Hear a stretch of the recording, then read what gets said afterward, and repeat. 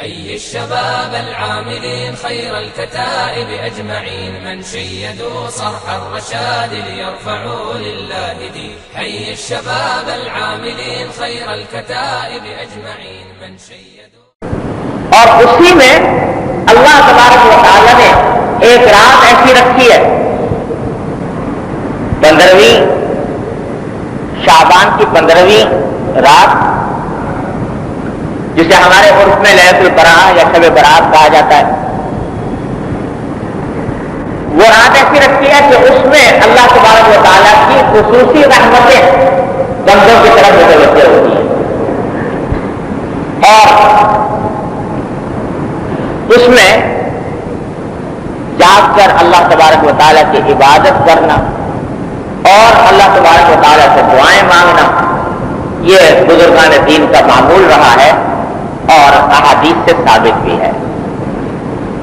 بعض حضرات کہتے ہیں کہ جن روایتوں میں شب برات کی فضیلت آئی ہے وہ روایتیں ضعیف ہیں، کمزور ہیں، لیکن واقعہ یہ ہے کہ بہت سی ضعیف بھی ہیں لیکن بہت سی ایسی بھی ہیں کہ جو قابل استدلال ہیں. تقریباً 17 صحابہ کرام رضی اللہ تعالیٰ عنہ مجمعین نے اس رات کی فضیلت میں احادیث روایت کی، لہذا اس کی فضیلت کو بے بنیاد سمجھنا درست نہیں. اللہ تعالیٰ نے اس کو فضیلت بخشی ہے اس رات کو، اور اس میں جاگ کر جتنا ہو سکے اللہ تعالیٰ کی عبادت کرنا وہ مسنون ہے اور فضیلت کا موجب ہے. بعض روایتوں میں یہ بھی آیا ہے کہ اس رات کے اندر اللہ تبارک و تعالی لوگوں کی رزق کے اور عمر کے فیصلے فرماتے ہیں کہ اس سال میں کس کو کتنا رزق ملنا ہے اور کس کا اس سال میں انتقال ہونا ہے، کس کو مزید مہلت ملنی ہے. یہ فیصلے بھی اس رات میں کیے جاتے ہیں. بعض روایتوں میں یہ بھی آیا ہے. یہ روایتیں جو ہیں سند کے اعتبار سے اتنی مضبوط نہیں، کمزور ہیں، لیکن اگر کسی صحیح روایت سے یہ بات ثابت ہو تو اس کے اوپر بعض اوقات دل میں خیال یہ پیدا ہوتا ہے کہ ہم تو شروع سے سنتے ہی آئے ہیں کہ اللہ تبارک و تعالیٰ ہر ایک کے رزق کا فیصلہ اور ہر ایک کی عمر کا فیصلہ اس کی پیدائش سے بھی پہلے کر دیتے ہیں. تقدیر میں لکھا ہوا ہے کس کو کتنا رزق ملنا ہے، کس کی کتنی عمر ہونی ہے، کس کو بیماری آنی ہے، کس کو صحت ہونی ہے. ساری باتیں تقدیر کے اندر موجود ہیں. تو پھر اس رات میں فیصلہ ہونے کی کیا مانا؟ تو اگر روایتیں صحیح ہوں، بلکہ روایت میں نے عرض کیا کہ کمزور ہے، لیکن اگر صحیح ہو تو اس کا مطلب یہ نہیں ہے کہ اس رات میں پہلی بار فیصلہ کیا جاتا ہے، بلکہ مطلب یہ ہے کہ جو فرشتے جس کام پر مقرر ہیں اس سال میں ان کی ڈیوٹیاں ان کے حوالے کی جاتی ہیں. مثلا جو فرشتہ اللہ تعالیٰ کی طرف سے انسانوں کی روح قبض کرنے پر مامور ہے اس کو اس سال اس رات میں یہ بتا دیا جاتا ہے کہ ان سال تمہیں فلاں فلاں انسانوں کی روحیں قبض کرنی ہے.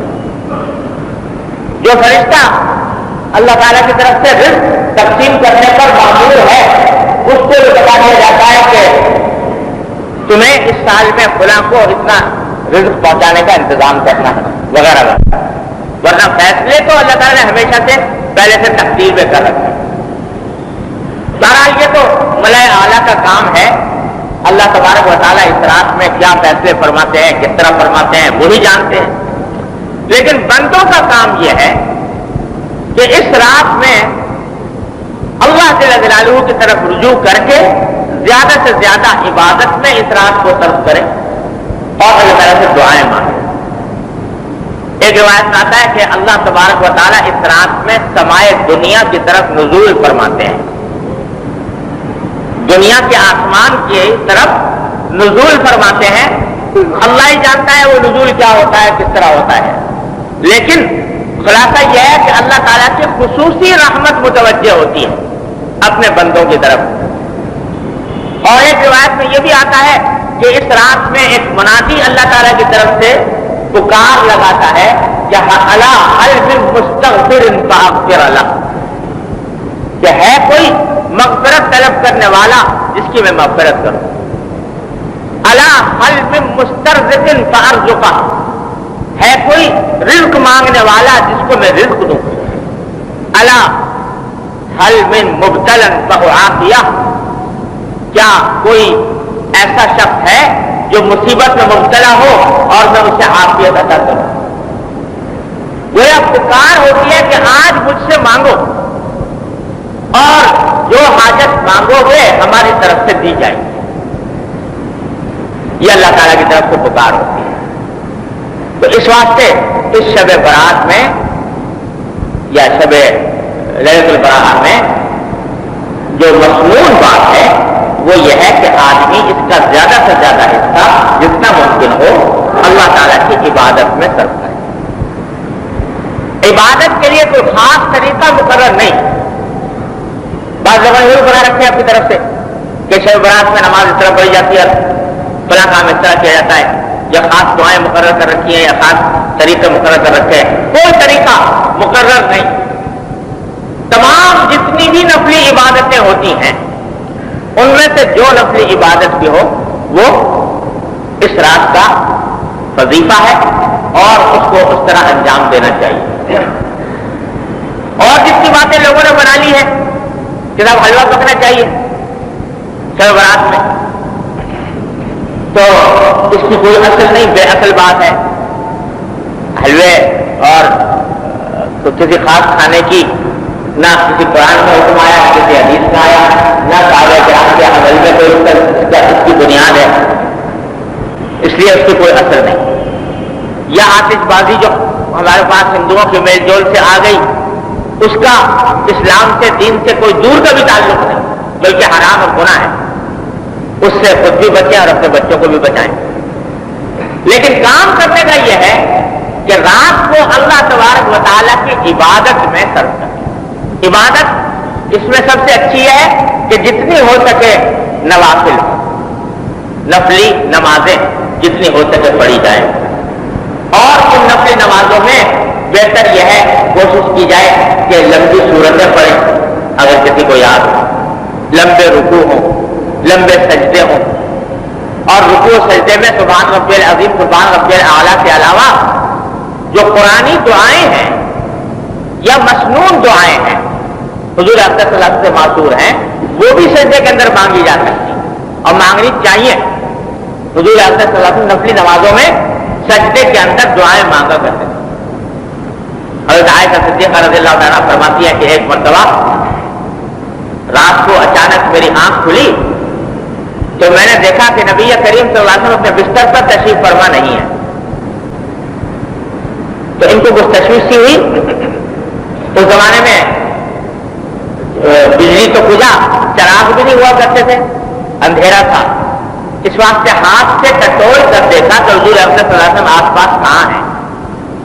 فرماتی ہے کہ ہاتھ سے جو ٹٹولا تو میرا ہاتھ اچانک نبی کریم صلی اللہ علیہ وسلم کے پائے مبارک پر پڑا.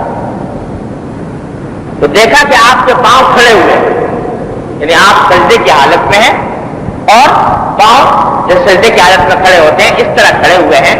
اور جب قریب میں جا کر پہنچی تو میں نے دیکھا کہ حضور اکرم صلی اللہ علیہ وسلم سجدے میں گرے ہوئے تھے اور یہ دعا مانگ رہے تھے کہ اللہم انی اعوذ برضاک من سخطک وبمعافاتک من عقوبتک واعوذ بک منک لا یحصی ثناء علیک لا نحصی ثناء علیک انت کما اثنیت علی نفسک. اللہم انا نعوذ بک من سخطک اور نعوذ برضاک من سخطک. حضور اکرم صلی اللہ علیہ وسلم کی دعائیں بھی عجیب و غریب، لیکن کلمہ جو ہے وہ ایسا کہ انسان کے دل میں اتر جائے. فرمایا کہ اے اللہ میں آپ کی رضامندی کی پناہ چاہتا ہوں آپ کی ناراضی سے. ناراضی سے پناہ چاہتا ہوں کہے کہ آپ کی رضامندی، آپ کی رضامندی کی پناہ میں آنا چاہتا ہوں اور ناراضی سے بچنا چاہتا ہوں آپ کی رضامندی کے ذریعے. وَبِمُعَافَاتِكَ مِنْ عُقُوبَتِكَ، اے اللہ میں آپ کی سزا اور آپ کے عذاب سے پناہ چاہتا ہوں آپ کی دی ہوئی عافیت کی پناہ. اللہم انی اعوذ بک منک. عجیب غریب جملہ ارشاد فرمایا. بھائی پنکھا بند کر دے. عجیب جملہ ارشاد فرمایا کہ اعوذ بک منک، اے اللہ میں آپ کی پناہ چاہتا ہوں آپ سے. آپ کی پناہ چاہتا ہوں آپ سے. کیا مانا؟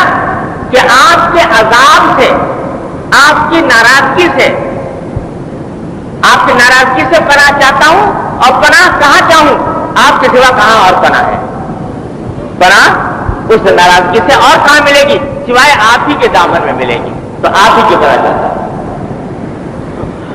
میرے بڑے بھائی لیکن فرمانے لگے، بڑی اچھی بات انہوں نے فرمائی، بڑی کام کی، کہ ان کا ایک پوتا ہے، پوتا تھا.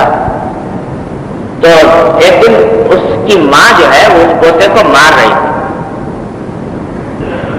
کسی بات پر. اب وہ رو بھی رہا ہے، چلا بھی رہا ہے اور وغیرہ بھی کر رہا ہے، اور اس کے باوجود بھاگنے کے بجائے ماں ہی کی گود میں گھسا جا رہا ہے.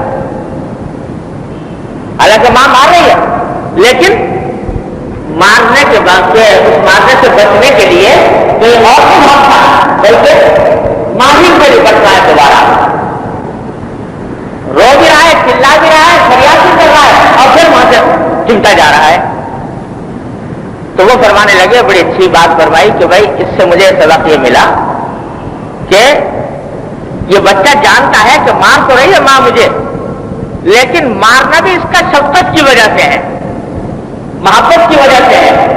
لہذا اس کی مار سے بچنے کے لیے کوئی اور نہیں آئے گا مجھے بچانے والا. اس کی مار سے اگر بچنا ہوگا تو اسی کو راضی کرنا پڑے گا. اسی کی گود میں پناہ ملے گی اور اسی کی گود سے چمٹ کر میں اس مار سے بچ سکوں گا اور کہیں جانے کو مجھے پناہ دینے والا ہے. تو فرمایا کہ بچے کو اتنی بات کا احساس ہے کہ ماں کی مار سے بھی اگر کہیں پناہ ملتی ہے تو ماں کی گود ہی میں ملتی ہے.